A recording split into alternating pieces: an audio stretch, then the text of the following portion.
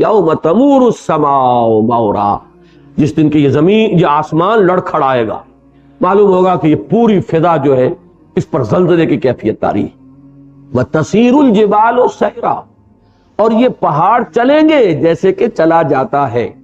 یہ قاعدہ ہے عربی زبان کا، فعل کے بعد جب مصدر کو لے آتے ہیں نسبی حالت میں تو اس میں گویا کہ اس کو مفعول مطلق کہتے ہیں کہ اس فعل کی حقیقت کی طرف اشارہ ہوتا ہے۔ ضربتہ ضربن، میں نے اسے مارا جیسے مارتے ہیں، یہ نہیں کہ میں استعارے کے طور پر کہہ رہا ہوں کہ میں نے مارا۔ ایک مار زبانی مار بھی تو ہوتی ہے، لیکن یہ کہ میں نے مارا جیسے مارا جاتا ہے، یہ نہ سمجھنا کہ کوئی استعارہ بول رہا ہوں۔ اسی طریقے سے یوم تمور السماء مورا، جس دن کے آسمان لرزے گا اور کانپے گا اور لڑکھڑائے گا، جیسے کہ لرزہ ہوتا ہے اور کھڑکھڑاہٹ ہوتی ہے اور لڑکھڑاہٹ ہوتی ہے۔ وَتَسِيرُ الْجِبَالُ سَيْرًا، اور پہاڑ چلیں گے جیسے کہ چلا جاتا ہے، یہ کوئی استعارہ نہیں ہے۔ فَوَيْلٌ يَوْمَئِذٍ لِّلْمُكَذِّبِينَ، ویل کے لفظی معنی بربادی، ہلاکت، تباہی۔ ویسے یہ کہ بعض روایات میں یہ بھی آتا ہے کہ جہنم کا ایک ایسا طبقہ ہے، ایک ایسی وادی ہے جس سے خود جہنم پناہ مانگتی، وہ اس کا نام ویل ہے۔ تو ان دونوں میں کوئی تضاد نہیں ہے، ویل کے اصل معنی تو تباہی اور بربادی اور ہلاکت ہی، لیکن ظاہر بات ہے کہ جنت کی بھی ایک ویل ہو، جہنم کی بھی ایک وادی ایسی ہو سکتی ہے کہ جس کو اس نام سے موسوم کیا گیا۔ فَوَيْلٌ يَوْمَئِذٍ لِّلْمُكَذِّبِينَ، تو بربادی اور ہلاکت اور تباہی ہے اس دن مکذبین کے لیے، جھٹلانے والوں کے لیے، جو اس عذاب کی تکذیب کر رہے ہیں، جو کہہ رہے ہیں کہ یہ کچھ ہوانا نہیں ہے، یہ صرف دھونس ہے، لفاظی ہے۔ الذین هم فی خوض یلعبون، جو اپنی بیکار باتوں یا بے معنی باتوں میں کھیل رہے ہیں۔ اس لفظ کو میں چاہتا ہوں اچھی طرح سمجھ لیں۔ خاض یخوض خوضاً اور غارہ یغور غوراً، یہ دو الفاظ ہیں جو ایک دوسرے سے مشابہ بھی ہیں، اس کو بھی جوڑا سمجھیے۔ زمین کی خشکی میں اندر داخل ہو جائے کوئی شے تو یہ غار ہے، غور، اور پانی میں کوئی ڈبکی لگا جائے اور گہرائی میں اتر جائے تو یہ خوض ہے۔ پانی میں گہرائی میں اتر جانا خوض، خشکی میں گہرائی میں اتر جانا غور۔ جیسے کہ آیا ہے کہ پانی، اگر تم یہ محسوس کرو، سورہ ملک کی آخری آیت کیا ہے؟ ان ماکم غوراً فمن یاتیکم بماء معین، اگر تمہارا یہ پانی زمین کا جو ہے گہرائی میں اتر جائے، خشکی کے اندر، کہاں سے لاؤ گے؟ کون لا کر دے گا تمہیں پانی؟ تو یہی جو واٹر سائیکل ہے، اگر اس میں ذرا سا کہیں کسی جگہ پر اللہ تعالیٰ اس کو روک دے تو ہلاکت اور بربادی، کہیں سے پھر پانی نہیں آ سکتا۔ ہمیں ذرا سا جھٹکا لگا، ایک سال بارشیں نہیں ہوئی تھی تو کیا پوری معیشت کے اوپر تباہی آئی ہے۔ وہی پانی ہے جس سے کہ فصلیں جو ہیں ان کے لیے آپ کو درکار ہے، سیراب ہو زمین تو اس سے فصل پیدا ہو، اسی پانی سے آپ بجلی پیدا کر رہے ہیں، ورنہ یہ سارا جو یہ لوڈ شیڈنگ ہے، اگر مسلسل 4-5 برس تک وہ کیفیت ہو جائے تو آپ قیاس کیجئے کہ یہ زمین اجڑ کر رہ جائے گی۔ یہاں پر وہ قحط کا عالم ہو جائے گا کہ جس کی کہ یادگار شاید تاریخ میں رہے، اور کیا اس میں اللہ کو کرنا ہے، صرف یہ کہ سائیکل کو کسی جگہ روک دینا۔ تو یہ ہے غار اور یہ ہے خوض۔ غور و خوض اسی لیے ہمارے ہاں مستعمل ہے، غور و خوض یعنی کسی معاملے کی خشکی تری دونوں کو کھنگال لینا، خشکی تری جو ہے اس کی ان دونوں کے اعتبار سے غور کر لینا، جسے ہم کہتے ہیں ما لہو و ما علیہ، کیا چیز اس کے حق میں ہے، کیا چیز اس کے خلاف ہے، پروز اینڈ کونز، ان سب کو اچھی طریقے سے کھنگال کر فیصلہ کرنا، یہ غور و خوض۔ البتہ غور اور خوض میں ایک بڑا بنیادی فرق ہے۔ زمین چونکہ ایک سالڈ شے ہے، لہذا اس میں کوئی چیز نیچے اترتی ہے تو وہ سیدھی نیچے جائے گی، ادھر ادھر نہیں ہو سکے گی۔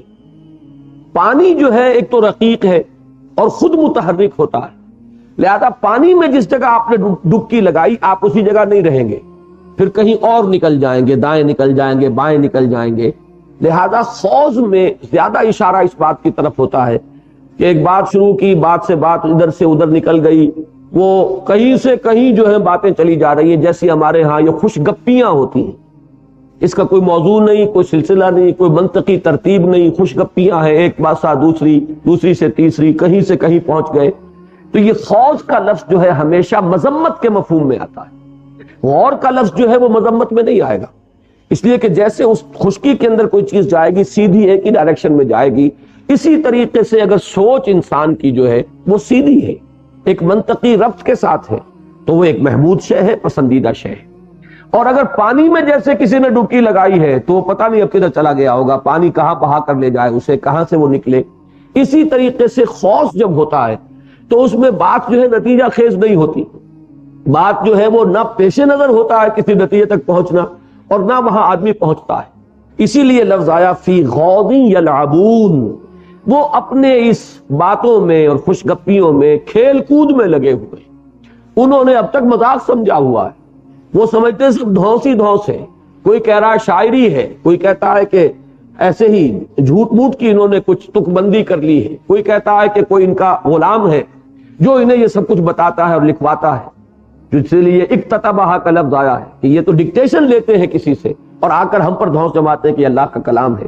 تو یہ جو ان کی خوش گپیاں تھیں، اس قرآن کے بارے میں جو انذار کرنے کے لیے نازل ہوا، اس کو فرمایا ہے کہ فویل یومئذ للمکذبین الذین هم فی خوضہم یلعبون، جو اپنی ان خوش گپیوں میں اور اپنی یہ جو مین میخ نکالنے کا انداز ہے ان کا، ان میں در حقیقت کھیل رہے ہیں، کوئی سنجیدگی کے ساتھ اس پر غور نہیں کر رہے۔ یوم یدعون الی نار جہنم دعا، بالکل وہی انداز ہے جو ثابت صورت میں تھا کہ فوراً جب انہوں نے کہا تھا کہ یہ پوچھتے ہیں کہ ایان یوم الدین، کب ہوگا وہ جزا و سزا کا دن، یوم ہم علی النار یفتنون، تو وہ جو غیظ و غضب والا جواب تھا اسی طرح کا تبصرہ یہاں ہے، جس دن کے ان کو دھکے دے دے کر لے جایا جائے گا جہنم کی طرف، دعا، پھر وہی مفعول مطلق، جیسے واقعتاً دھکے دیے جاتے ہیں، دعا یدعو، کسی کو دھکیلنا اور دھکے دے دے کر کسی طرف لے کر جانا۔ چنانچہ یہی لفظ آیا ہے، آپ کو معلوم ہے آخری پارے میں کہ وہ ارأیت الذی یکذب بالدین فذلک الذی یدعو الیتیم، دعا یدعو، دھکے دینا، دور کر دینا، تو اسی طریقے سے جہنم کی طرف انہیں دھکے دے دے کر لے جایا جائے گا۔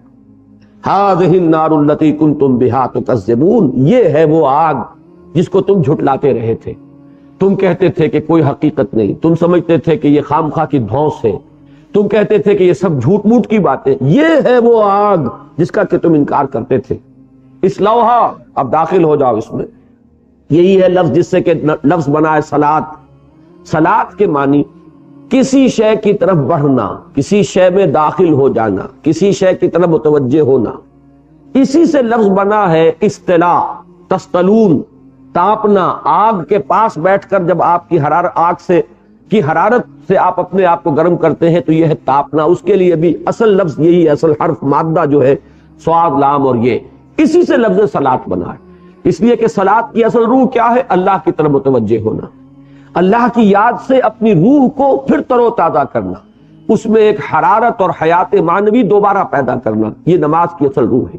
اصلاحا، اب داخل ہو جاؤ اس میں، فصبروا او لا تصبروا، تو اب خواہ صبر کرو خواہ نہ کرو، سواء علیکم، تم پر برابر ہے، اب صبر کرو یا جزا کرو، جیسے کہ آیا ہے صبرنا ام جزعنا دوسرے مقام پر، اب ہمارے لیے برابر ہے، ایک دوسرے سے کہیں گے کہ بھائی اب نالا و شیون کا کوئی فائدہ نہیں، برابر ہے، چاہے ہم صبر کریں چاہے جزا فضا کریں، نالا و فریاد و شیون بلند کریں، کچھ حاصل نہیں ہے۔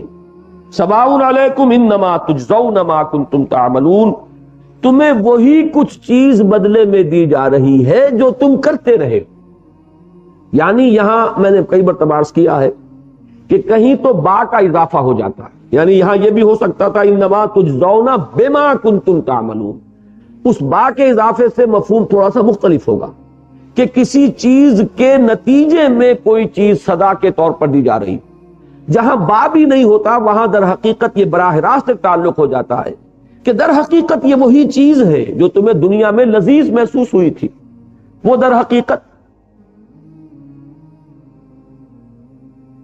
افسحر ھذا ام انتم لا تبصرون، یعنی ھذہ النار التی کنتم بہا تکذبون، یہ ہے وہ آگ جس کو تم جھٹلاتے رہے، افسحر ھذا، تو کیا یہ جادو ہے، ام انتم لا تبصرون، یا تم دیکھ نہیں رہے ہو، چونکہ حضور کو ساحر بھی کہا گیا، لہذا یہاں پر وہی لفظ ان پر دے بارا جائے گا، یعنی یوں سمجھیے کہ جواب غزل، کیا یہ سحر ہے، یہ کوئی نظر بندی ہے یا یہ حقیقت ہے؟ وہ جب دہتی ہوئی آگ اور اس کے شعلے اور اس کی تپش محسوس ہو رہی ہوگی دور سے، تو آیا یہ کوئی نظر بندی ہے یا واقعتاً کوئی آگ ہے جس کی کہ خبر دی گئی تھی تمہیں پیغمبروں کے ذریعے سے؟ ام انتم لا تبصرون، یا تم دیکھ نہیں رہے ہو؟ اصلاحا فاصبروا او لا تصبروا، تو اب اس میں داخل ہو جاؤ، پھر چاہے صبر کرو چاہے نہ کرو۔ سواء علیکم انما تجزون ما کنتم تعملون، صبر کرو یا نہ کرو تمہارے حق میں برابر ہے، اور تمہیں حقیقت میں وہی کچھ دیا جا رہا ہے جو تم کرتے رہے تھے۔ میں عرض کر رہا تھا کہ یہ صرف شوگر کوٹنگ ہے، دنیا میں آپ نے اس کو کھایا حرام مال کو تو بڑا لذیذ لگا، اس کے اندر وہ تپش اور حرارت اور سوزش اور جلن موجود تھی کہ جو آج عالم آخرہ میں ظاہر ہو رہی ہے۔ اسی لیے فرمایا گیا ہے کہ جو لوگ یتیموں کا مال ہڑپ کرتے ہیں وہ در حقیقت اپنے پیٹوں میں آگ بھر رہے ہیں، لیکن یہ کہ اس کا آگ ہونا اس وقت ظاہر نہیں ہو رہا، اس کا وہ آگ ہونا اس وقت ظاہر ہو جائے گا، ہے وہی شے۔ انما تجزون ما کنتم تعملون ان المتقین فی جنات و نعیم، تقوی شعار لوگ جنہوں نے زندگی گزاری ہے بچ بچ کر، معصیت سے بچ کر، اللہ تعالیٰ کی ناراضگی سے بچ کر، اللہ کی حرام چیزوں سے کنارہ کشی کرتے ہوئے، وہ باغات میں ہوں گے، نعمتوں میں ہوں گے۔ فاکہین بما آتاہم، یاد ہوگا کہ سورہ ذاریات میں آیا آخذین ما آتاہم، لیتے ہوں گے، ریسیو کرتے ہوں گے بصد شکریہ، پورے اہتمام کے ساتھ قبول کریں گے جو کچھ اللہ تعالیٰ انہیں عطا فرمائے گا۔ یہاں فاکہین بما آتاہم، فقہ آتا ہے طبیعت کے اندر انشراح کا ہونا، یہ فواکہ اسی لیے کہتے ہیں پھلوں کو، ایک بڑی لطیف سی ان کے اندر ایک کیفیت ہوتی ہے۔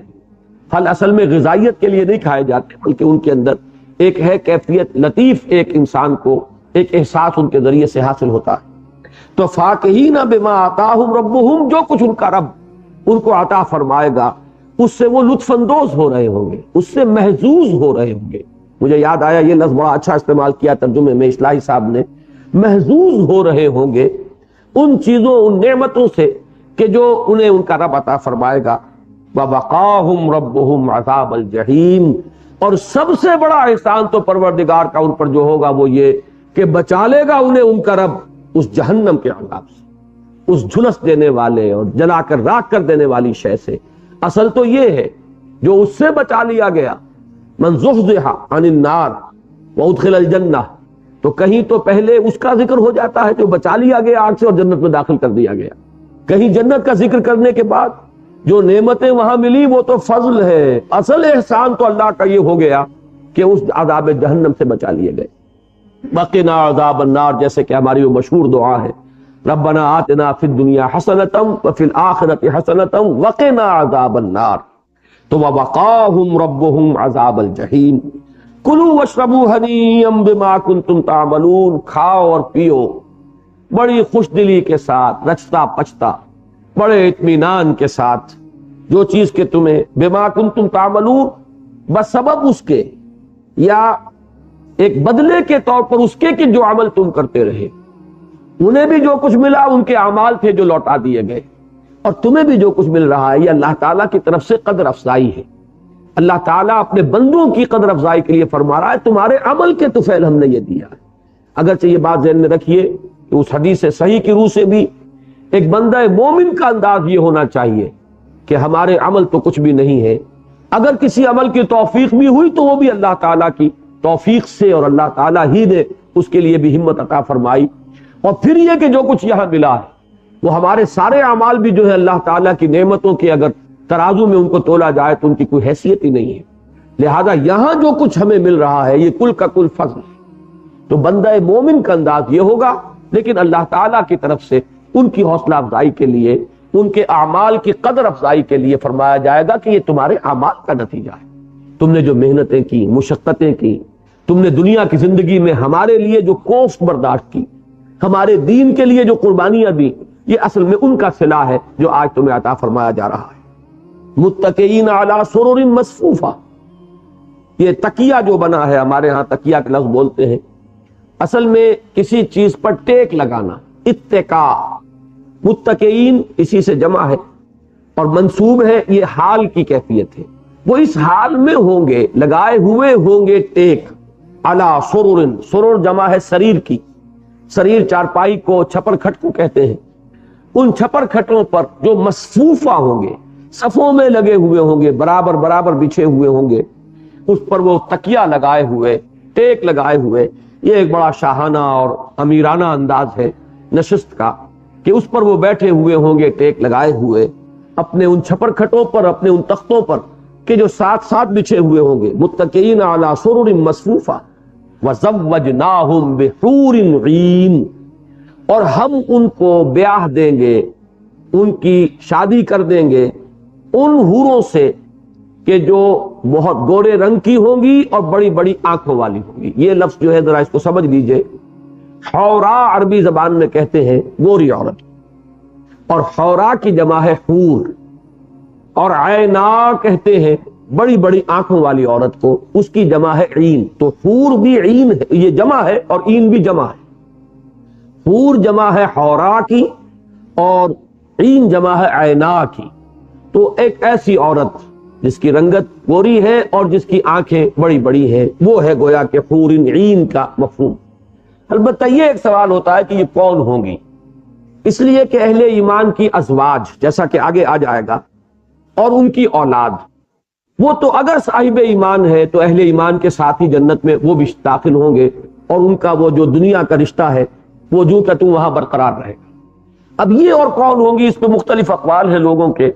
ایک قول یہ بھی ہے کہ وہ بچیاں چاہے وہ غیر مسلموں کی ہوں جو بالغ ہونے سے پہلے فوت ہو گئی، یا مسلمان جو اولاد ہے اہل ایمان کی، وہ بھی اگر نابالغی کے دور میں، لیکن یہ کہ فرض کیجئے کہ وہ مسلمان خواتین جن کے شوہر یا جن کے والدین سیدھے راستے پر نہیں تھے، اب ان کو بھی یہ شکل جو ہے دی جا سکتی ہے کہ وہ اہل ایمان کے لیے ان کے رشتہ ازدواج میں وہاں ان کو دیا جائے۔ واللہ عالم، اب اس میں کسی قطعی اور یقینی بات کا کہنا ممکن نہیں۔ وَزَوَّجْنَاهُمْ بِحُورٍ عِينٍ وَالَّذِينَ آمَنُوا وَاتَّبَعَتْهُمْ ذُرِّيَّتُهُمْ بِإِيمَانٍ أَلْحَقْنَا بِهِمْ ذُرِّيَّتَهُمْ، اور وہ لوگ کہ جو ایمان والے ہوں گے، صاحب ایمان، اور ان کی پیروی کی ہوگی ان کی اولاد نے ایمان کے ساتھ، یہ شرط لازم ہے کہ صاحب ایمان ہو اولاد۔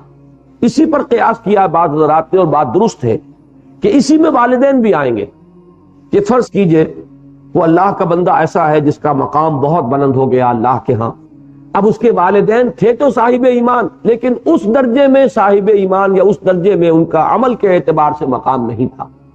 تو جس طرح اولاد کے بارے میں وعدہ کیا جا رہا ہے کہ اولاد بھی اگر صاحب ایمان تھی، لیکن یہ کہ درجہ ان کا عمل کے اعتبار سے وہ نہیں ہے، تو ان کا درجہ بلند کیا جائے گا، اور انہیں اپنے ان صاحب ایمان اور صاحب درجہ عالیہ جو ان کے والدین ہیں ان کے ساتھ شامل کر دیا جائے گا۔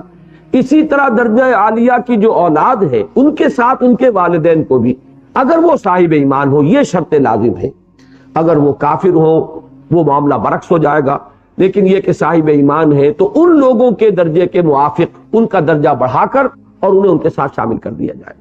یہ اللہ تعالیٰ کے بہت بڑا فضل ہے، اور اس میں بھی در حقیقت یہ نہیں سمجھنا چاہیے کہ وہ ان کے اوپر کو اللہ نے احسان کیا ہے اور وہ احسان بغیر کسی بنیاد کے ہے۔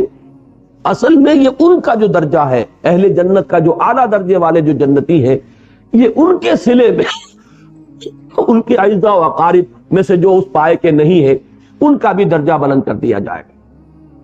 تو فرمایا وَمَا أَلَتْنَاهُمْ مِنْ عَمَلِهِمْ مِنْ شَيْءٍ أَلْحَقْنَا بِهِمْ ذُرِّيَّتَهُمْ، ہم ملا دیں گے ان کے ساتھ ان کی اولاد کو، وَمَا أَلَتْنَاهُمْ مِنْ عَمَلِهِمْ مِنْ شَيْءٍ، اور ہم ان کے عمل میں سے کوئی چیز بھی کم نہیں کریں گے۔ یہ نہیں ہوگا کہ چونکہ ادھر آپ نے کریڈٹ کروایا تو ادھر ڈیبٹ ہوگا۔ اب فرض کیجئے کہ آپ بہت اعلیٰ درجے کے جنتی ہیں اور آپ کی اولاد جو ہے بہت نیچے کی جنتی ہے، تو کچھ ان کو اٹھائیں اور کچھ آپ کو گرائیں تاکہ درمیان میں کہیں آپ کو جمع کر دیا جائے، یہ نہیں ہوگا۔ یعنی اس کی وضاحت فرما دی گئی وَمَا أَلَتْنَاهُمْ مِنْ عَمَلِهِمْ مِنْ شَيْءٍ، ان کے عمل میں سے، اگرچہ اس کا تو فیض ہے جو انہیں پہنچ رہا ہے، ان کے عمل کا فیض ہے جو اولاد کو پہنچ رہا ہے کہ ان کا درجہ بھی بلند کر دیا گیا، لیکن اس کا لازم یہ نہیں ہے کہ اس کریڈٹ کے ساتھ کوئی ڈیبٹ بھی ہو۔ یہ آپ کا دنیا کا حساب کتاب نہیں ہے کہ ہر ایک ڈیبٹ کے ساتھ کوئی کورسپونڈنگ کریڈٹ انٹری یا ہر کریڈٹ کے ساتھ ایک کورسپونڈنگ جو ہے ڈیبٹ انٹری ہونی لازمی ہے، بلکہ ان کے عمل میں سے قطعاً کوئی کمی نہیں کی جائے گی۔ بلکہ یہ اللہ کا اضافی فضل ہوگا جو ان کی اولاد پر، وہ تو صراحتاً مذکور ہے، اور جیسا کہ میں نے عرض کیا اسی میں گویا کہ اشارہ موجود ہے کہ اور والدین بھی، ان کو بھی ان کے ساتھ شامل کر دیا جائے گا۔ کل امرئ بما کسب رہین، البتہ یہ جان لو کہ ہر ذی نفس، ہر انسان جو کچھ اس نے کیا ہوگا، کمایا ہوگا، اس کے عوض رہن ہوگا۔ اصل معاملہ وہاں جو طے ہوگا وہ انسانوں کے اعمال کی بنیاد پر۔ در حقیقت یہ جو ان کو بغیر عمل کے اونچا درجہ ملا ہے، یہ بھی در حقیقت انعام ہے ان لوگوں پر کہ جن کا عمل اتنا بلند تھا، یہ اس کے طفیل ان کو بدلہ مل رہا ہے۔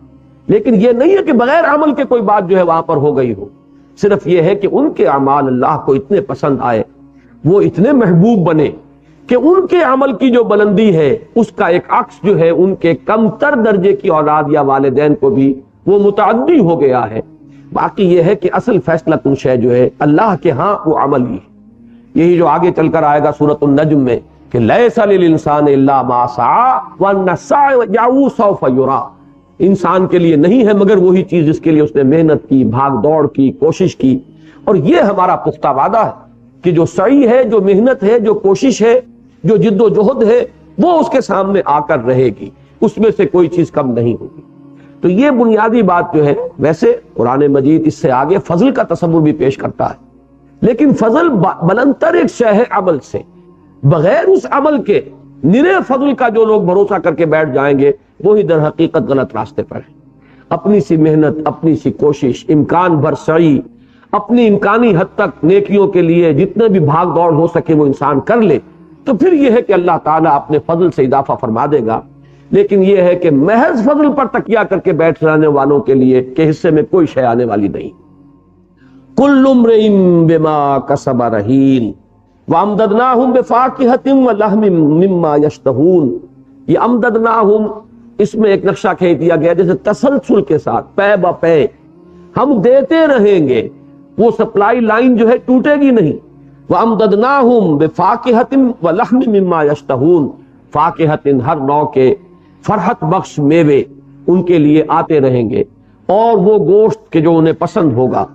لحم طیر یہ آئے گا سورہ واقعہ میں، مما یشتہون، اور خاص طور پر پرندوں کا گوشت جو انہیں بہت ہی مرغوب ہوگا اور جو ان کو بہت پسند ہوگا۔ وَلَحْمٍ مِّمَّا يَشْتَهُونَ يَتَنَازَعُونَ فِيهَا كَأْسًا لَا لَغْوٌ فِيهَا وَلَا تَأْثِيمٌ۔ یہ یتنازعون تنازع سے بنا ہے، تنازع نزع سے ہے، نزع کے معنی کھینچ لینا، تنازع جو ہے وہ اصل میں تو کھینچ تان اس کا لفظی معنی ہے، اسی لیے بعض حضرات نے ترجمے میں جھپٹنا کر دیا ہے، وہ جھپٹ رہے ہوں گے۔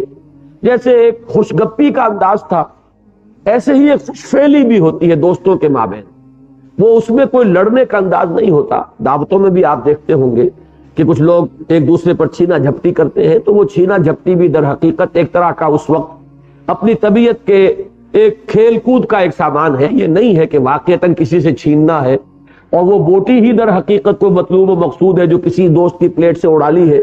تو یہ جو اڑا لینا ہے اور یہ چھین جھپٹ جو ہے در حقیقت یہ ایک طرح کا شغل ہے کہ جو دوستوں کے مابین ہوتا ہے۔ تو عام طور پر لوگوں نے یہ تصور جو ہے لفظ تنازع چونکہ آ گیا ہے اس کا نقشہ کھینچا ہے اس ترجمے میں کہ جھپٹتے ہوں گے، ایک دوسرے سے چھین رہے ہوں گے، اور یہ سب کچھ ان کی ایک خوش فعلی ہوگی، آپس کا ایک مذاق ہوگا۔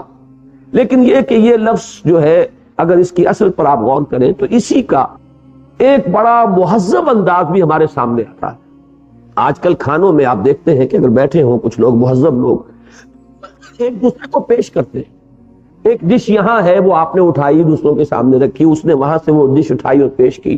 تو یہ انداز جو ہے اس میں ضروری نہیں ہے کہ وہ چھیننے جھپٹنے ہی کا انداز ہو، بلکہ یہ کہ ایک دوسرے سے لے رہے ہوں گے، جیسے آخذین ما آتاہم ربہم، اسی طریقے سے قبول کریں گے، ایک دوسرے سے لیں گے جو بھی کچھ ایک دوسرے کو وہ پیش کر رہے ہوں گے۔ تو یہ دوسرا تصور بھی اس میں عین ممکن ہے۔ واللہ اعلم۔ یتنازعون فیہا کأسا لا لغو فیہا ولا تاثیم، وہ ایک دوسرے سے لے رہے ہوں گے، یا تو خوش فعلی کے انداز میں چھینا جھپٹی کر رہے ہوں گے، یا ایک دوسرے کو جو پیش کر رہے ہوں گے وہ شکریہ کے ساتھ قبول کر رہے ہوں گے۔ وہ پیالہ، وہ جام، فیہا کأس یتنازعون فیہا کأسا، وہ پیالہ اور وہ جام لا لغو فیہا ولا تعصیم، کہ جس میں نہ کوئی لغو بات ہوگی اور نہ ہی کوئی گناہ کی بات ہوگی۔ اس لیے کہ عام دنیا میں جو پیالے ایک دوسرے سے ٹکرائے جاتے ہیں اور جام جو ہے وہ تجویز کیے جاتے ہیں، تو اس میں تو لغو بھی ہے، تعصیم بھی ہے۔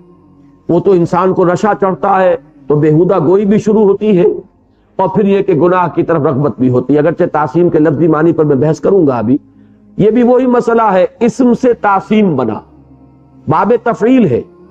تعصیم کے معنی دو کیے گئے ہیں، ایک تو ما یوسم بہ فاعلہ، وہ فعل کہ جس سے اس کے کرنے والے پر گناہ کا اطلاق ہو جائے، لیکن دوسرے معنی جو مجھے زیادہ پسند آئے ہیں، تہمت لگانا، کسی پر گناہ کی تہمت جڑ دینا، یہ تعصیم ہے۔ گویا کہ کسی کے بارے میں لغو گوئی، بےہودہ گوئی، بری بات کی اس کو اس کی طرف منسوب کر دینا۔ اور عرب معاشرے میں یہ شراب کے ساتھ دو چیزیں لازم و ملزوم کے درجے میں تھی۔ شراب کے جام پر جام پی رہے ہیں اور اسی نشے میں کھڑے ہو کر اب بےہودہ گوئی شروع کر دی ہے۔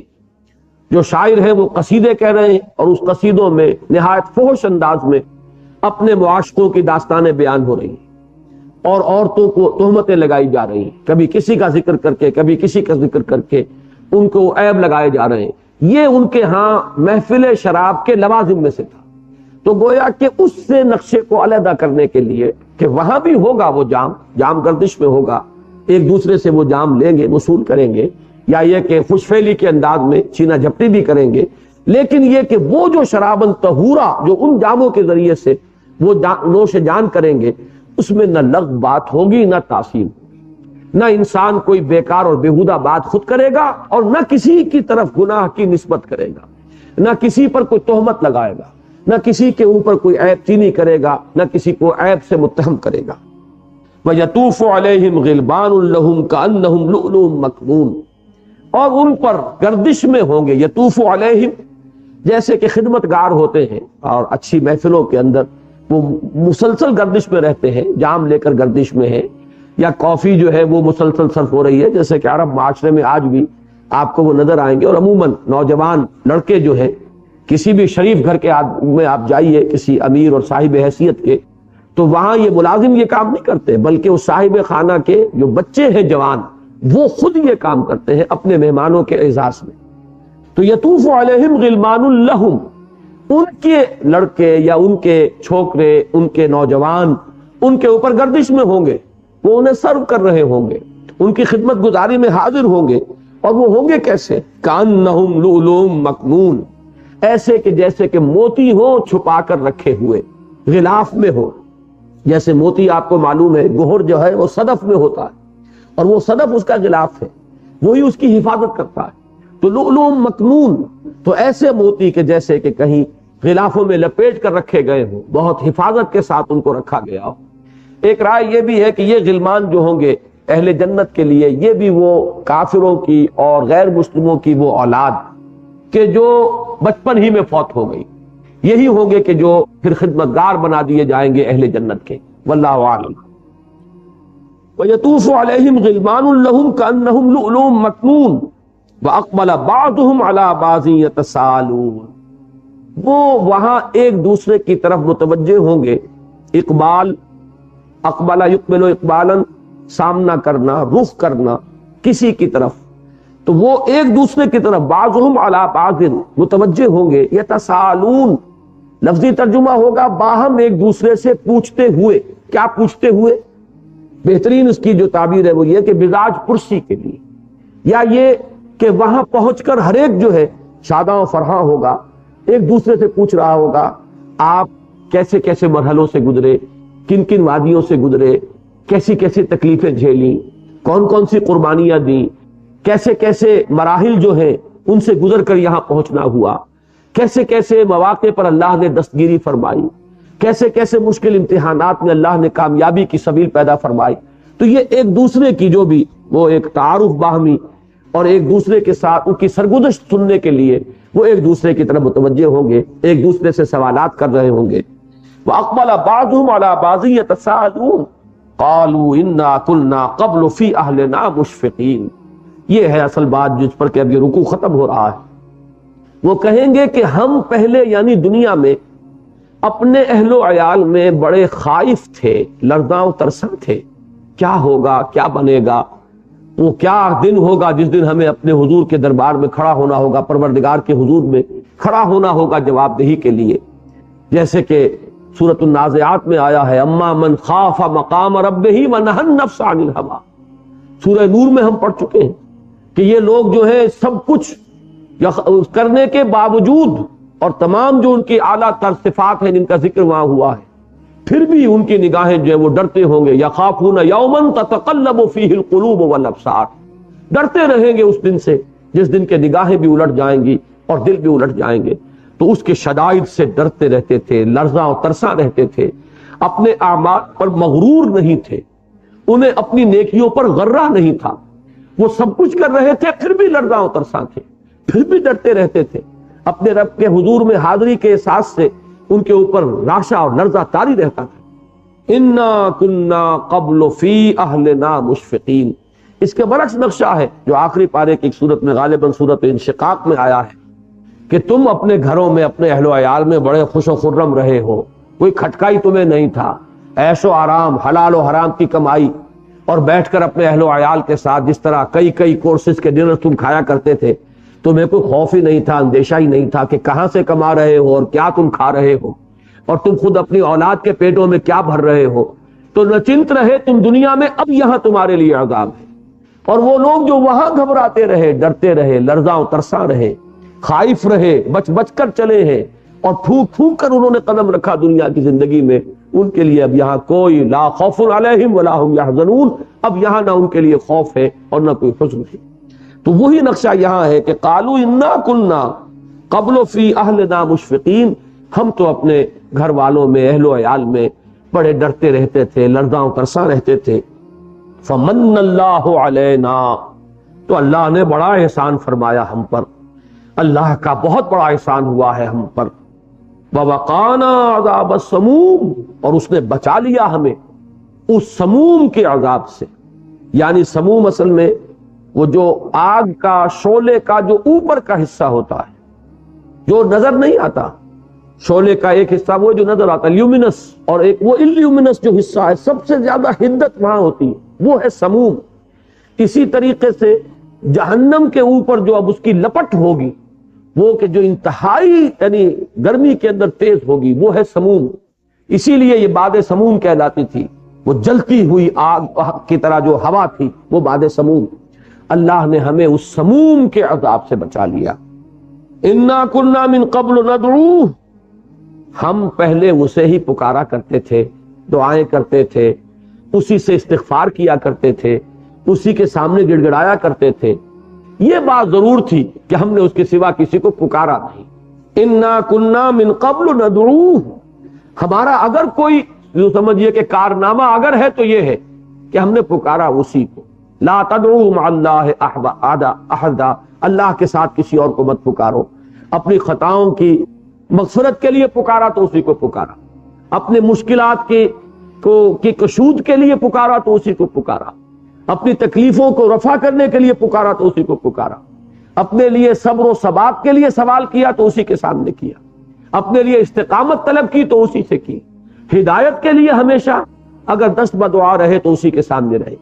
انا کنا من قبل ندعوہ، ہم پہلے اس کو پکارتے رہے، اس سے دعائیں کرتے رہے، اس سے استغفار کرتے رہے، اس سے استدعا کرتے رہے۔ وہی ہے اصل میں سورہ فاتحہ کی جو مرکزی آیت ہے، ایاک نعبد و ایاک نستعین، پروردگار ہم تیری ہی بندگی کرتے ہیں اور کریں گے، اور تجھ ہی سے مدد مانگتے ہیں اور مانگتے رہیں گے۔ ہم تیری بندگی کے لیے بھی صرف اپنی قوت کار پر یا اپنے دست و بازو پر ہمارا اعتماد نہیں ہے، بلکہ ہمیں سہارا مطلوب ہے، اور وہ سہارا بھی ہم تیرے سوائے کسی اور کا نہیں سمجھتے کہ وہ ہمیں کوئی مدد دے سکتا ہے۔ تو ایاک نعبد و ایاک نستعین، انا کنا من قبل ندعوہ انہ هو البر الرحیم، یقیناً وہی ہے، اور ہوا یہاں پر لا کر حسر، اسی لیے میں نے وہی ہستی ہے سب سے بڑھ کر وفادار، سب سے بڑھ کر اپنی بات کا پورا کرنے والا، سب سے بڑھ کر اپنے وعدے کا وفا کرنے والا، یہ بر اور بر، یہ ہمارے منتخب نصاب کا جو درس نمبر 2 ہے، آیا بر، لیس البر ان تولوا وجوہکم قبل المشرق والمغرب، یہ لفظ آتا ہے اطمینان اور سکون کے لیے۔ بحر کے مقابلے میں بر ہے، اس لیے کہ سمندر میں جب تک انسان رہتا ہے تو وہ کوئی موج ادھر آئی کوئی ادھر آئی، کبھی کشتی نے ادھر کو کروٹ لی کبھی ادھر کو لی، تو انسان کا دل بھی وہ ڈولتا رہتا ہے۔ جیسے کہ میں نے عرض کیا تھا، زمین پر ایک جھٹکا اگر زلزلے کا آئے تو جو کیفیت ہوتی ہے، تو سمندر میں تقریباً وہ مستقل طور پر رہتی ہے۔ جیسے ہی کوئی شخص خشکی پر آ کر پاؤں رکھتا ہے، ایک اطمینان اور سکون کہ پاؤں تلے زمین ہے۔ یہ کیفیت ہے اصل میں، جس کو انگریزی کی ایک نظم کے حوالے سے میں بیان کرتا رہا ہوں، جو ہم نے میٹرک کے کورس میں پڑھی تھی، charities that soothe and heal and bless. یہ نیکیاں جو ہے یہ انسان کو اندرونی طور پر ایک تسکین بخش ہے، یہ چیزیں اس سے خوشی ہوتی ہے، مسرت ہوتی ہے۔ ایسے ہوتا ہے کہ جیسے کسی زخم پر مرہم رکھ دیا گیا۔ آپ کے اندر اگر کوئی بے چینی تھی، ذرا کوئی نیک کام کر کے دیکھیے، کسی مریض کی عیادت کر کے دیکھیے، کسی غریب کو کھانا کھلا کر دیکھیے، ایسے محسوس ہوگا کہ اندر ایک ٹھنڈک پڑ گئی ہے۔ خود آپ کے اپنے اندر اس کو جو ٹھنڈک محسوس ہوئی ہے وہ ہوئی ہے۔ اس نیک کام کے طفیل آپ کے اندر ایک اطمینان اور سکون کی کیفیت پیدا ہو جائے گی۔ تو یہ ہے لفظ بر، اور اسی سے لفظ بر بنا ہے۔ اسی میں یہ چیز موجود ہے کہ جس شخص سے آپ کو توقع ہے کہ وہ جھوٹ نہیں بولتا، جس شخص سے جس پر آپ کو اعتماد ہے کہ جو وعدہ کر رہا ہے پورا کرے گا، اس کے بارے میں بھی آپ کے اندر وہ کیفیت اطمینان اور سکون کی برقرار رہتی۔ آپ اس کی جانب سے نچنت رہتے ہیں، بے کھٹکے آپ اس کے ساتھ معاملہ کرتے ہیں۔ یہاں سے وہ بات جو ہے وفاداری اور وفا شعاری، ایفائے عہد، یہ اس کے ساتھ آیا ہے۔ تو یہاں بر کا لفظ جب اللہ کے لیے آئے گا تو اگرچہ اس کے معنی یہ بھی ہو سکتے ہیں کہ انتہائی نیکی والا تو اللہ ہے، تمام نیکیوں کا منبع اور سرچشمہ تو اللہ تعالیٰ کی ذات ہی ہے، لیکن اس کے اندر دوسرا مفہوم زیادہ غالب ہوتا ہے کہ وہ وعدہ کرنے پر لا یخلف المیعاد، اللہ تعالیٰ اپنے وعدے کے خلاف نہیں کرتا۔ لا تخلف المیعاد سورہ آل عمران کے آخری رکوع میں آیا ہے، پروردگار ہمیں اس کا اندیشہ نہیں ہے، انک لا تخلف المیعاد، تو وعدہ خلافی کرنے والا نہیں ہے۔ کھٹکا ہمیں ہوتا ہے تو اس بات کا ہوتا ہے کہ کہیں ہم ان وعدوں کے حقیقتاً مصداق بن سکیں گے کہ نہیں، اس لیے استغفار کی دعا کر رہے ہیں۔ یہ ہے وہ بر کا لفظ کہ اللہ تعالیٰ وعدہ پورا کرنے والا ہے۔ اس نے جو وعدہ کیا تھا رسولوں کی معرفت وہ اس نے پورا کر دیا، اور صرف وعدہ پورا کرنے والا نہیں ہے، رحیم بھی ہے۔ اس نے ہمارے گناہوں کو بخشا، ہماری کوتاہیوں کی تلافی اپنے فضل سے کی، اور ہمارے اس تمام اعمال نامے میں جو داغ اور دھبے تھے ان کو دھو دیا۔ اپنی ستاری اور غفاری کے طفیل ہماری ان تمام تقصیرات کو معاف فرما کر، اور پھر جو وعدے تھے ہم سے، ہماری جو بھی کچھ نیک خدمات تھی، ان کا بھرپور صلہ ہمیں عطا فرما دیا۔ انہو هو البر الرحیم، یقیناً وہی ہے انتہائی وفا شعار اور ایفائے عہد کرنے والا اور بہت ہی رحم فرمانے والا۔ بارک اللہ لی ولکم فی القرآن العظیم ونفعنی وإیاکم بالآیات والذکر الحکیم۔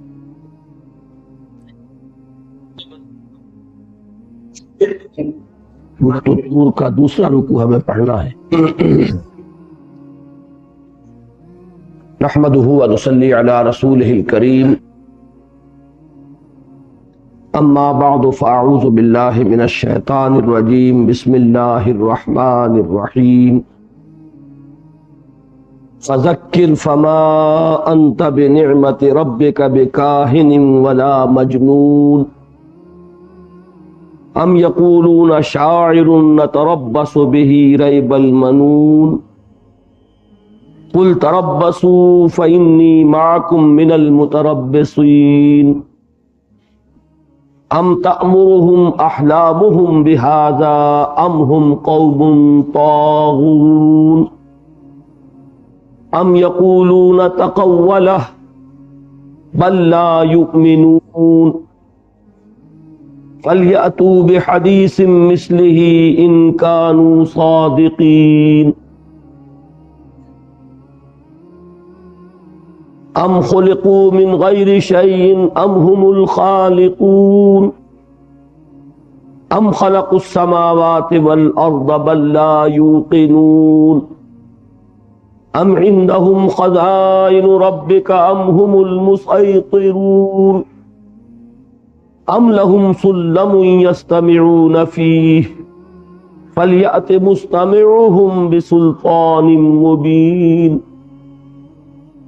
ام له البنات ولكم البنون ام تسألهم اجرا فهم من مغرم مثقلون ام عندهم الغیب فهم یکتبون ام یریدون کیدا فالذین کفروا هم المکیدون ام لهم الہ غیر اللہ سبحان اللہ عما یشرکون وَإِن يَرَوْا كِسْفًا مِّنَ السَّمَاءِ سَاقِطًا يَقُولُوا سَحَابٌ مَّرْكُومٌ فَذَرْهُمْ حَتَّى يُلَاقُوا يَوْمَهُمُ الَّذِي فِيهِ يُصْعَقُونَ يَوْمَ لَا يُغْنِي عَنْهُمْ كَيْدُهُمْ شَيْئًا وَلَا هُمْ يُنصَرُونَ وَإِنَّ لِلَّذِينَ ظَلَمُوا عَذَابًا دُونَ ذَلِكَ وَلَكِنَّ أَكْثَرَهُمْ لَا يَعْلَمُونَ وَاصْبِرْ لِحُكْمِ رَبِّكَ فَإِنَّكَ بِأَعْيُنِنَا وَسَبِّحْ بِحَمْدِ رَبِّكَ حِينَ تَقُومُ وَمِنَ اللَّيْلِ فَسَبِّحْهُ وَإِدْبَارَ النُّجُومِ صدق اللہ العظیم۔ رب اشرح لي صدری ویسر لي امری واحلل عقدۃ من لسانی یفقہوا قولی۔ میں اس امر پر تو اللہ تعالیٰ کا شکر ادا کر رہا ہوں کہ پروگرام کے مطابق آج ہم سورہ طور کے اس دوسرے رکوع کا مطالعہ کر رہے ہیں، لیکن اس وقت میری جو کیفیت ہے آواز کی اس کا آپ کو اندازہ ہو گیا ہوگا۔ پچھلے 6 دن میرے بڑی شدید مشقت میں گزرے ہیں، اور وہ مشقت جسمانی بھی تھی، ذہنی بھی تھی، جذباتی بھی تھی، اس لیے کہ میں نے اندرون سندھ کا دورہ کیا ہے پہلی مرتبہ، اور وہاں کے حالات کا خود مشاہدہ کیا ہے۔ اس کے جو اثرات میرے اعصاب پر مترتب ہوئے ہیں اس کا آپ حضرات اندازہ نہیں کر سکتے کہ کیسی خوفناک صورتحال پاکستان کے حق میں اندرون سندھ میں پیدا ہو چکی۔ بہرحال وہ جسمانی، ذہنی اور جذباتی مشقت کا جو نتیجہ ہے وہ ظاہر ہو رہا ہے، تاہم اس کا اطمینان ہے کہ جو پروگرام تھا اس کے مطابق رمضان مبارک کی آمد سے پہلے پہلے یہ 3 سورتوں کا درس جو ہے وہ مکمل ہو جائے گا۔ سورہ طور کے اس دوسرے رکوع کا پہلا لفظ فذکر، ویسے یہ بے شمار مرتبہ درس قرآن کے دوران آ چکا ہے، اور اس کے لفظی معنی اور اس کا جو پس منظر ہے فلسفیانہ اور حکیمانہ وہ میں نے بارہا بیان کیا ہے، لیکن آج خاص طور پر اسے اس اعتبار سے نوٹ کیجئے کہ اس سلسلے سور کی جو پہلی سورت تھی سورہ قاف، اس کے یہ بالکل آخر میں آیا تھا، فذکر بالقرآن من یخاف وعید۔ تو اے نبی صلی اللہ علیہ وسلم آپ تذکیر کرتے رہیے، یاد دہانی کراتے رہیے قرآن مجید کے ذریعے سے ہر اس شخص کو جس سے کچھ بھی میرے وعید کا خوف ہے۔ پھر دوسری سورت سورہ ذاریات میں یہ اختتام سے قدر قبل آیا، وذکر فإن الذکرى تنفع المؤمنین وما خلقت الجن والانس الا لیعبدون۔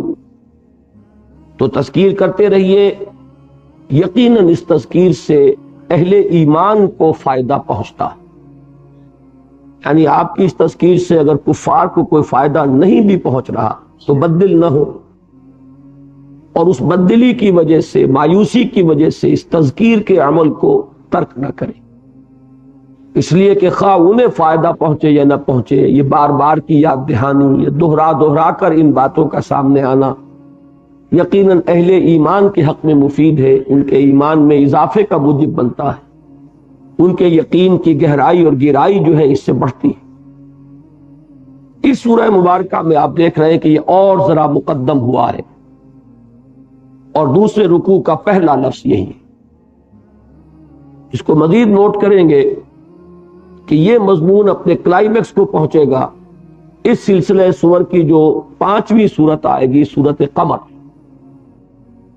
اس میں 4 مرتبہ یہ آیت آئی ہے وَلَقَدْ يَسَّرْنَا الْقُرْآنَ لِلذِّكْرِ فَهَلْ مِن مُدَّكِرٍ، ہم نے تو یاد دہانی کے لیے اس قرآن کو آسان بنا دیا ہے، رواں کر دیا ہے، سہل بنا دیا ہے، تو ہے کوئی جو نصیحت اخذ کرنا چاہے؟ ایک بڑا چیلنجنگ انداز ہے، اور 4 مرتبہ دہرا کر یہ۔ تو میں چاہتا ہوں کہ اس موقع پر اس لفظ کی حقیقت کو پھر ایک بار سمجھ لیجیے۔ عام طور پر ہمارے ہاں اس کا ترجمہ کر دیا جاتا ہے نصیحت کیجیے، صحیح تر ترجمہ ہوگا یاد دہانی کرائیے۔ اس میں در حقیقت حکمت قرآنی اور فلسفہ اسلامی کا یہ اہم اصول جو ہے مد نظر ہے کہ ایمان جس کی کہ دعوت قرآن دیتا ہے، ایمان جس کی دعوت تمام انبیاء دیتے چلے آئے، یہ فطرت انسانی میں مضمر ہے، یہ کوئی نئی چیز نہیں ہے۔ کسی کو کوئی نئی بات بتانی ہو تو اس کے لیے اعلام کا لفظ آئے گا یا تعلیم کا لفظ آئے گا۔ کسی کو کچھ بتانا، باخبر کرنا، کوئی نیا علم دینا، وہ ہوگا اعلام یا تعلیم۔ لیکن یاد دہانی اس چیز کی کرائی جاتی ہے جو پہلے سے معلوم ہو، صرف یہ کہ اس پر کچھ نسیان کے پردے پڑ گئے ہوں، ذہول کے پردے پڑ گئے ہوں، عدم توجہ کی وجہ سے ذہن اس کی طرف سے منعطف ہو چکا ہو اور ادھر توجہ کا ارتکاز نہ ہو رہا ہو، آنکھ اوجل پہاڑ اوجل، کوئی چیز جو آپ کے علم میں تھی طویل عرصے سے اس کی طرف دھیان نہیں گیا، تو اب وہ آپ کی یادداشت کی کے ذخیرے کے اندر کہیں گہری نیچے چلی گئی ہے۔ میں اس کے لیے ایک لفظ استعمال کیا کرتا ہوں کہ ہر ضلعی دفتر جو ضلع کچہری ہے اس میں ایک محافظ خانہ ہوتا، اس میں انبار لگے ہوتے ہیں فائلوں کے، تو ہمارا ذہن جو ہے اس میں جو یادداشت ہے وہ ایک محافظ خانہ ہے۔ اس محافظ خانے میں فائلوں کے نمبر کتنے انبار ہیں، اس کمپیوٹر کا کوئی تصور ہمارے لیے ممکن نہیں۔ اب ظاہر بات ہے کہ کوئی چیز، کوئی فائل جو ہے وہ بہت نیچے دب گئی ہے، اسے تلاش کرنا پڑتا ہے، ہوتی ہے موجود۔ اسی طریقے سے ایمان کے جو حقائق ہیں، اس لیے کہ ایمان اصلاً تو نام ہے ایمان باللہ، معرفت خداوندی۔ ایمان باللہ کو بھی بلکہ میں نے ابھی جو ایک لفظ استعمال کیا اس کے ساتھ ایک دوسرا لفظ استعمال کریں گے تو پھر صحیح اس کی تعبیر ہوگی۔ معرفت خداوندی اور محبت خداوندی، یہ دونوں چیزیں فطرت انسانی میں مضمر ہیں، اور انہی دونوں کے مجموعے کا نام ایمان ہے۔ مجملاً ایمان نام ہے ایمان باللہ کا، آمنت باللہ کما ہوا باسمائہ و صفاتہ وقبلت جمیع احکامہ، اقرار باللسان و تصدیق بالقلب۔ ایمان بالآخرہ بھی اللہ تعالیٰ پر ایمان ہی کی ایک فرع ہے، اسی کی ایک شاخ ہے، اسی کی ایک رولری ہے۔ ایمان بالرسالت بھی ایمان باللہ ہی کی ایک شاخ ہے، اللہ تعالیٰ کی صفت ہدایت کا ایک ظہور ہے بشکل وحی، اور اسی کا نام ہے نبوت و رسالت۔ اللہ تعالیٰ کی صفت عدل کا ایک ظہور ہے آخرت، جس میں وہ بدلہ دے گا، مالک یوم الدین ہے، نیکوکاروں کو جزا دے گا، بدکاروں کو سزا دے گا۔ تو اصل ایمان ہے ایمان باللہ۔ ایمان باللہ کا تجزیہ کریں گے تو وہ مشتمل ہے 2 اجزاء پر، معرفت خداوندی اور محبت خداوندی، اور یہ دونوں چیزیں فطرت انسانی میں مضمر ہیں۔ وہ فطرت اصل میں ہے کیا؟ یہ الفاظ جب ہم بولتے ہیں تو چونکہ اس میں ایک عموم ہے، اس کی اصل حقیقت تک انسان نہیں پہنچ پاتا۔ رمضان مبارک کی اب آمد ہے، عظمت صوم والا میرا کتابچہ مطالعہ کیجئے۔ جس شے کو ہم عام طور پر فطرت سے تعبیر کرتے ہیں، اصل میں وہ روح ہے، ہمارا روحانی وجود، اس روح کے جو متعلقات ہیں وہ فطرت ہے۔ اسی لیے ایک جگہ ایک ایک لفظ ہمارے ہاں اکثر غلط مستعمل ہو جاتا ہے. کبھی ہم جبلت کی جگہ فطرت کا لفظ بول بیٹھتے ہیں، کبھی فطرت کی جگہ جبلت کا لفظ بول بیٹھتے ہیں. جبلت بالکل مختلف شے. جبلت ہے اینیمل انسٹنکٹس کا نام. اینیمل انسٹنکٹس کیا ہے؟ Preservation of the self, preservation of the species. انسان اپنی ذات کا بقا چاہتا ہے، اسی کے لیے کھاتا ہے، پیتا ہے، آرام کرتا ہے. نسل کا بقا چاہتا ہے، اسی کے لیے شادی بیاہ ہے، یہ سیکس ہے، سارا معاملہ اسی کے لیے. تو یہ چیزیں جو ہے یہ بنیادی جبلتیں ہیں انسان کی. تو جبلت اور ہے، اس کا تعلق ہے انسان کے حیوانی وجود کے ساتھ، یہ اینیمل انسٹنکٹس ہے. اور فطرت بالکل مختلف شے ہے، اس کا تعلق ہے انسان کے روحانی وجود کے ساتھ. یہ روح وہ شے ہے جس کا بڑا گہرا تعلق ہے ذات باری تعالیٰ کے ساتھ. لہذا اس روح میں محبت خدا بندی اور معرفت خدا بندی مثمر ہے. اب صرف یہ ہوتا ہے وحی کے ذریعے، نبی کے ذریعے، انبیاء کے ذریعے، رسولوں کے ذریعے، کتابوں کے ذریعے، صرف یہ کہ اس پر جو ظہور کا پردہ پڑ گیا ہے وہ پردے اٹھائے، تاکہ وہ اندر فطرت کے اندر جو مثمر ہے معرفت خدا بندی اور محبت خدا بندی، وہ ابھر کر اجاگر ہو کر شعور کی سطح پر آ جائے. یہ ہے تذکیر، یاد دلانا، یاد دہانی کرانا. اسی سے باب تفاعل ہوگا تذکر، یاد کرنا، یاد دہانی اخذ کرنا. اسی لیے قرآن مجید بارہا اپنے آپ کو تعبیر کرتا ہے کلا انہا تذکرہ فمن شاء ذکرہ. یہ تو یاد دہانی ہے، جو چاہے اس سے وہ یاد دہانی اخذ کرے. کیوں اخذ نہیں کرتے یاد دہانی؟ اس کے دو اسباب ہیں، یہ بھی سمجھ لیجیے. اگر یہ فطرت میں مضمر ہے تو ہر ایک کو یاد آ جانا چاہیے. ایک ذہن کے اندر اشکال پیدا ہوتا. اس کے دو اسباب ہیں کہ جو موانع بن جاتے ہیں. یا تو وہ پردے اتنے دبیز پڑ چکے ہیں، اتنے گہرے پڑ چکے ہیں کہ اب ان کے اندر سے وہ یاد دہانی جو ہے وہ مفید نہیں ہو رہی. اس کو یوں سمجھیے آپ کے فطرت مس ہو چکی، پرورٹڈ. اسی کو تعبیر کریں گے ختم اللہ علی قلوبہم وعلی سمعہم وعلی ابصارہم. اب اللہ نے ان کے دلوں پر مہر کر دی ہے، ان کے آنکھوں پر پردے ڈال دیے ہیں، ان کے کانوں پر مہر کر دی ہے. اب یہ لوٹنے والے نہیں. یا تو یہ شکل ہوتی، اس کو ہم یوں بھی تعبیر کر سکتے ہیں کہ ان کی روح مر چکی، اب وہ روح ہے ہی نہیں. ان کے قلوب، ان کے ارواح کے مقبرے بن چکے ہیں. اب یہ چلتے پھرتے حیوان ہے، صرف انسان نہیں ہے. ان کے اندر کا انسان مر چکا ہے، اب یہ تعزیہ ہے جو چل رہا ہے، یہ مقبرہ ہے روح کا. اسی لیے قرآن کہتا ہے یہ زندہ نہیں ہے. نبی آپ مردوں کو سنا نہیں سکتے. یہ ابو جہل آپ کو زندہ نظر آ رہا ہے، چل پھر رہا ہے. تو یہ حیوان ابو جہل ہے جو چل پھر رہا ہے، انسان ابو جہل مر چکا.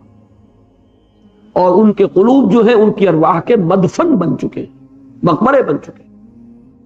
تو ایک سبب تو یہ اس کی تعبیر ہے کہ مختلف الفاظ میں کہ کبھی ان کو مردہ کہا جائے گا، کبھی یہ کہا جائے گا کہ ان کے دلوں پر مہر ہو گئی، کبھی ختم اللہ علی قلوبہم، کبھی طبع اللہ علی قلوبہم، اللہ نے ان کے دلوں پر مہر کر دی ہے.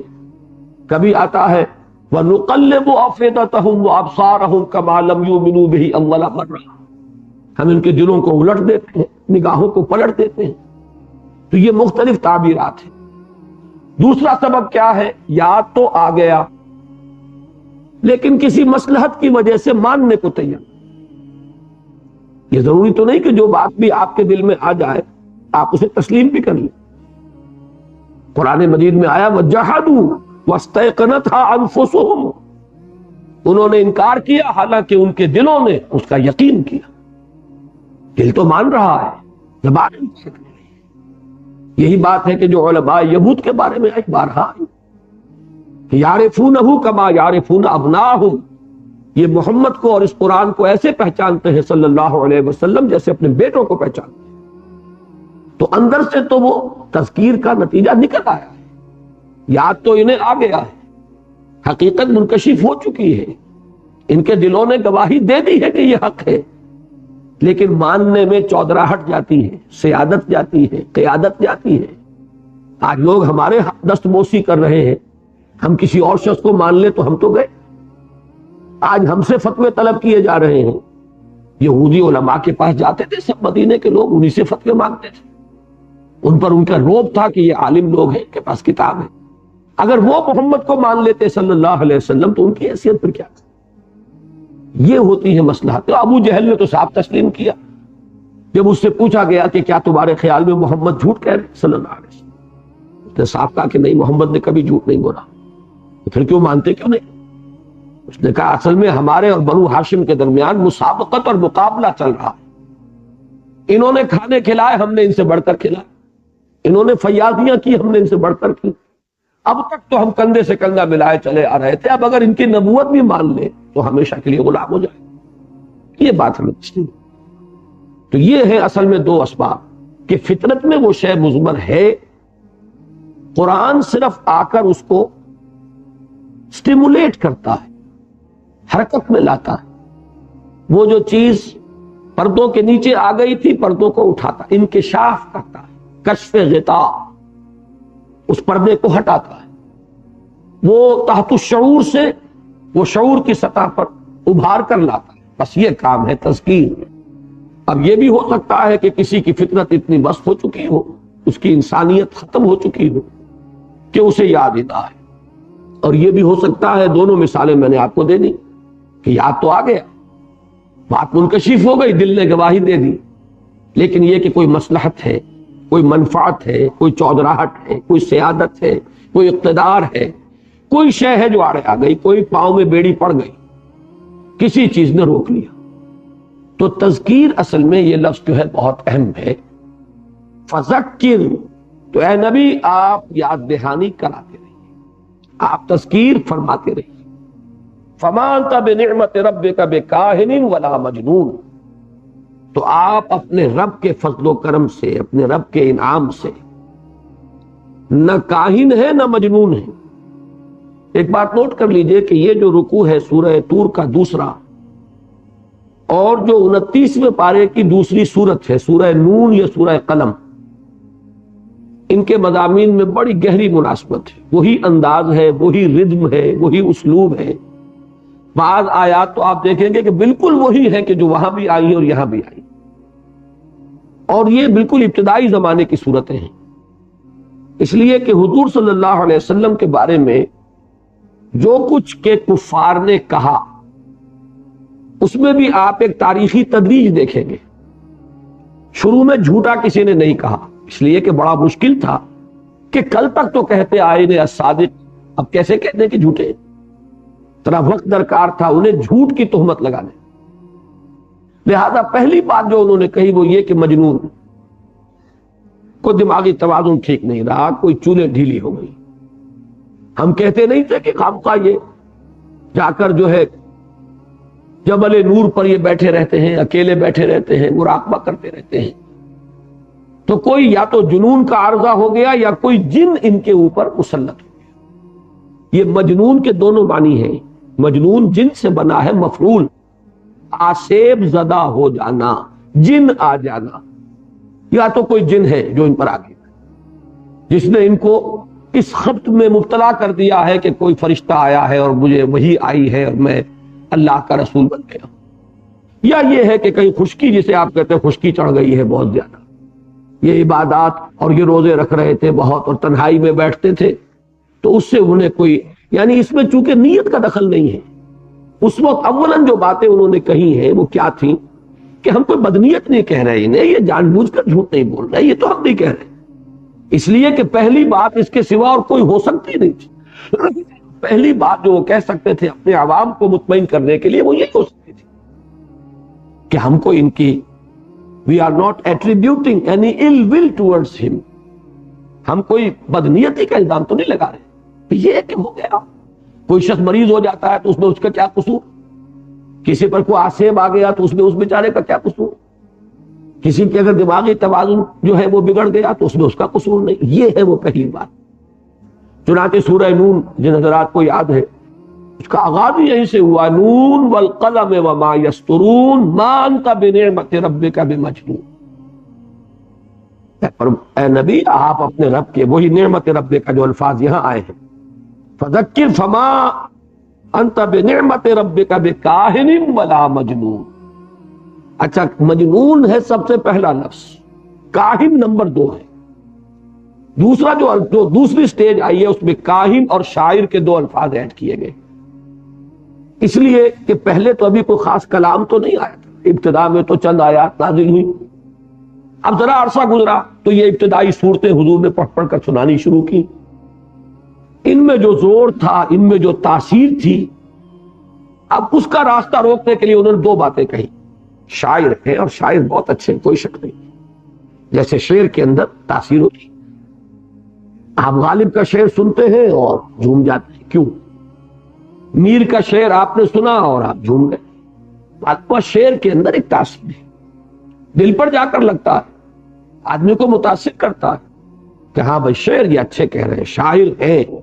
اس لیے کہ اس میں کوئی شک نہیں کہ قرآن مجید میں قوافی بھی ہے، ردم بھی ہے، اگرچہ وہ تو نہیں ہے جس کو وزن کہتے ہیں، وزن اور بحر، کہ جو عام طور پر شعر جو ہے پابند شاعری جو اس کے لازمی اجزاء ہیں وہ قرآن میں نہیں ہے، لیکن آج کل جسے آپ کہتے ہیں آزاد شاعری یا جسے آپ بلینک ورس سے تعبیر کرتے ہیں، وہ انگریزی سے ہمارے ہاں آئی ہے۔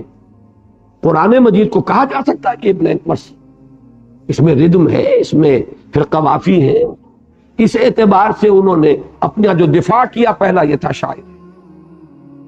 دوسرا یہ کہ ان کے زمانے میں کہانت ایک پیشے کے طور پر معروف شے تھی۔ کاہن لوگ جو ہے وہ کچھ عملیات کرتے تھے، کچھ جنوں کے ساتھ ان کو موکل بنا کر کچھ دوستی گانٹتے تھے، کچھ الٹی سیدھی خبریں ان سے لے لیتے تھے، کچھ لوگوں کو بتا کر اپنی دھوس جما لیتے تھے، ان میں سے کوئی خبر سچی نکل آئی تو اس کا تو کاروبار چمک گیا۔ اور جنات کے بارے میں قرآن میں یہ آتا ہے کہ وہ سانگن لیتے رہتے ہیں، فرشتے جو اللہ تعالیٰ کے احکام لے کر نازل ہوتے ہیں ان سے کچھ وہ بھی اچک لیتے ہیں اور آ کر اپنے ان کاہنوں کے کانوں میں پھونک مارتے ہیں، وہ اس سے اپنی دکان چمکاتے ہیں۔ پھر یہ کہ جب جن چیزوں میں انہیں کوئی خبر نہیں ہوتی تھی، اب ظاہر بات ہے جب دکان چمکے گی تو سب طرح کے لوگ آئیں گے اور ہر خبر تو ان کے پاس موجود نہیں ہے۔ اب اس میں وہ کرتے تو جو آج بھی دیکھیں گے جوتشی قسم کے لوگ، غیب گو قسم کے لوگ، ستارہ شناس قسم کے لوگ، کوئی تو بات سچی نکل آتی ہے، اکثر و بیشتر وہ ذو معنی باتیں کہتے ہیں اور بڑے کچھ ترنم کے ساتھ اس کو بیان کریں گے، جو چاہو مطلب نکالنا۔ یہ جو کہانت کا پیشہ تھا یہ بھی کچھ ایک درجے میں مشابہت رکھتا تھا کہ قرآن مجید میں بھی وہی قوافی ہیں، وہ باتیں اس انداز میں کہی جا رہی ہیں، غیب کی خبریں ہیں، پچھلے حالات ہیں، ان کو بیان کیا جا رہا ہے۔ تو پھر انہوں نے جو دوسرے نمبر پر جو حضور صلی اللہ علیہ وسلم کا راستہ روکنے کے لیے جو ذریعہ اختیار کیا، جو اسٹریٹجی ڈیولپ کی، وہ یہ تھی کہ انہیں شاعر کہو اور کاہن کہو۔ تو یہی وہ چیزیں ہیں جو ان کا کہ ذکر یہاں آ رہا ہے۔ فذکر، تو اے نبی آپ یاد دہانی کراتے رہیے۔ فما انت بنعمت ربک بکاہن ولا مجنون، آپ اپنے رب کے فضل و کرم سے نہ کاہن ہے نہ مجنون ہے۔ اس میں اصل میں نوٹ کیجئے کہ یہ حضور سے کہنے کی کیا ضرورت ہے۔ اس کو اصول کو سمجھ لینا چاہیے کہ بسا اوقات بظاہر خطاب کسی سے ہوتا ہے، اصلاً مخاطب کوئی اور ہوتے ہیں، یہ حضور کو بتانے کی ضرورت نہیں ہے۔ حضور سے بڑھ کر کون جانتا ہے کہ نہ وہ کاہن ہے نہ شاعر ہے، انہوں نے کبھی شعر کہے نہیں، نہ شعر کہنے کی کوشش کی۔ حضور سے بڑھ کر کون جانتا ہے کہ یہ اللہ کی وحی ہے جو نازل ہو رہی ہے۔ اصل میں سنایا جا رہا ہے ان کو کہ جو یہ الزام آپ پر لگا رہے ہیں کہ تم اپنے عقلوں کا ماتم کرو، تم جانتے نہیں کاہن کیسے لوگ ہوتے ہیں، کتنے لالچی ہوتے ہیں، وہ چند ٹکے بٹورنے کے لیے سارا کام کر رہے ہوتے ہیں، ان کا کردار کتنا گھٹیا ہوتا ہے، ان کے آس پاس کتنی گندگی ہوتی ہے۔ تو آخر کہاں کہانت، کہاں محمد رسول اللہ صلی اللہ علیہ وسلم۔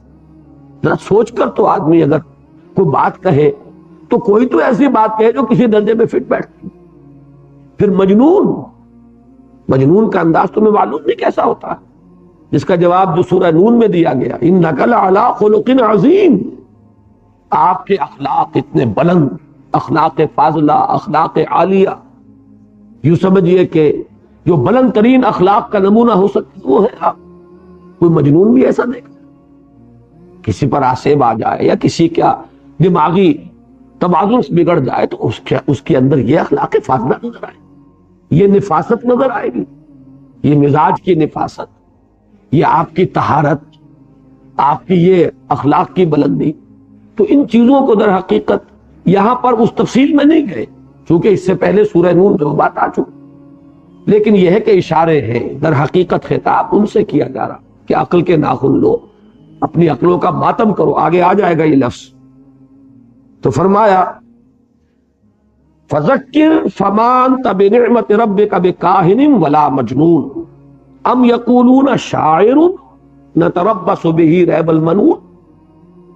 کیا یہ لوگ یہ کہہ رہے ہیں کہ یہ شاعر ہے، شعر کہہ رہے ہیں، اور ہم ان کے بارے میں منتظر ہیں، انتظار کر رہے ہیں گردش فلک کا، گردش روزگار کا۔ یہ ریب المنون کا ترجمہ جو ہے وہ دو طریقے سے کیا گیا ہے۔ ایک تو یہ کہ یہ ایک ضرب المثل کے طور پر، محاورے کے طور پر، جیسے گردش فلک، گردش روزگار، تو اسی طریقے سے ریب المنون، ریب کہتے ہیں ایسی چیز کو جس میں کوئی یقین والی بات نہ ہو۔ تو زمانے کی گردشیں بھی ایسی ہیں، کیا پتہ سیدھی چلے کہ الٹی چلے، کل کیا ہونے والا کسی کو پتہ نہیں، اس لیے وہ ریب کا لفظ آتا ہے کہ گردش جو ہے زمانے کی یہ خود بتا دے کہ یہ کیا تھے۔ یہ بھی ہوتا ہے کسی وقت آپ جب زج ہو جاتے ہیں، کچھ نہیں کہہ سکتے، اور کوئی آدمی آپ کو کراس کوسچن کر کے اور کارنر کر دیتا ہے، اچھا بھائی دیکھیں گے، نہ بات پتہ چل جائے گا، جو کچھ ہے سامنے آ جائے گا، گردش فلک خود بخود کھول دے گی، فوری طور پر فیصلہ کرنے کی کیا ضرورت ہے۔ تو ایک تو یہ انداز ہے ان کا، ایک یہ کہ مننا کا لفظ عربی زبان میں کاٹنے کے لیے بھی آتا ہے، توڑنا، کاٹنا، قطع کر دینا، تو فعول کے وزن پر اس سے منون، یہ گویا کہ مبالغے کا صیغہ ہے، اور اس سے مراد ہے موت، موت جو کاٹ دیتی ہے، منقطع کر دیتی ہے، سلسلہ حیات منقطع ہوا، لذتیں ختم ہوئی، جیسے کہ حضور نے فرمایا کہ اکثر ذکر حادم اللذات موت، کثرت کے ساتھ یاد کیا کرو اس چیز کو کہ جو لذتوں کو ختم کر دینے والی ہے، یعنی موت۔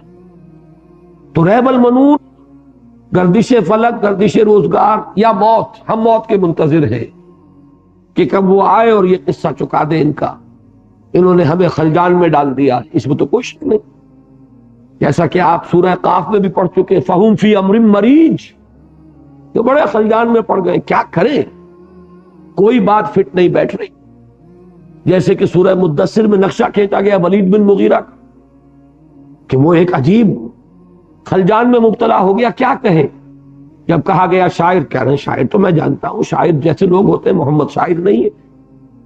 کسی نے کہا کاہن، کاہن میں جانتا ہوں، میں بہت سے کاہنوں سے میرے تعلقات ہیں، میری دوستیاں ہیں، کہاں کاہن کہاں محمد صلی اللہ علیہ وسلم، ہوتے ہوتے یہاں تک جب پہنچا ہے تو اب لوگوں نے شور مچا دیا کہ گیا یہ تو، اس پر تو محمد کا جادو چل گیا۔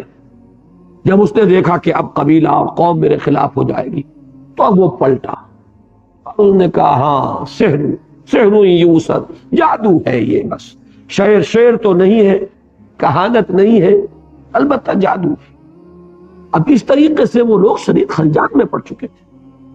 پچھلی صورت میں ہم نے پڑھا انہم لفی قول مختلف، ایک بڑے مختلف قولوں کے اندر پڑے ہوئے، کوئی کچھ کہہ رہا ہے، کوئی کچھ کہہ رہا ہے، سوجھ نہیں رہا کیا کہیں انہیں، کیا حکم ایسا لگائے کہ جو بالکل فٹ بیٹھ جائے۔ تو اس لیے ام یقولون شاعر نتربص بہ ریب المنون، ان کا کہنا ہے شاعر ہے، بڑے بڑے شاعر آئے چلے گئے، اس کے بعد کون ان کا نام یاد رکھتا ہے، وقت پر بڑی داد مل جاتی ہے، واہ واہ ہو جاتی ہے، ان کے قصیدے جو ہے زباں زد ہو جاتے ہیں، لیکن یہ چیزیں ہمیشہ نہیں رہتی، آئے اور گئے، لہذا کوئی فکر کی بات نہیں ہے، گھبرانے کی بات نہیں ہے۔ بڑے بڑے قادر الکلام شاعر آئے، بڑے بڑے لوگ جن کے سامنے شاعروں نے سجدے کیے، ایسے ہی ایک یہ بھی ان کی شاعری کی صنف بھی کہہ لیجئے کہ جدا ہے ذرا، انہوں نے ایک نئی راہ ایجاد کر لی ہے شاعری میں۔ وہ جو حفیظ نے کہا تھا کہ کیا پابند نئے نالے کو میں نے، یہ طرز خاص ہے ایجاد میری، حفیظ جالندری نے اس میں کوئی شک نہیں کہ گیتوں کا ایک نیا اسلوب ایجاد کیا شاعری۔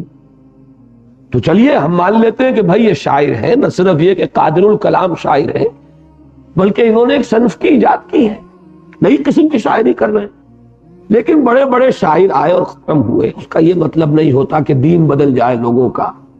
ہمارا دین نہیں بدلے گا، دین وہی رہے گا ہمارے آباء و اجداد سے جو چلا آ رہا ہے. تو ہم تو منتظر ہیں کہ کب موت ان کے اس سلسلے کو منقطع کر دے. ام یقولون شاعر نتربص بہ ریب المنون. قل تربصوا، جواب دلوایا گیا ہے نبی ان سے کہیے کرو انتظار، کرتے رہو انتظار. تربصوا فإنی معکم من المتربصین. اس میں بڑا جلال اور دھمکی کا انداز ہے.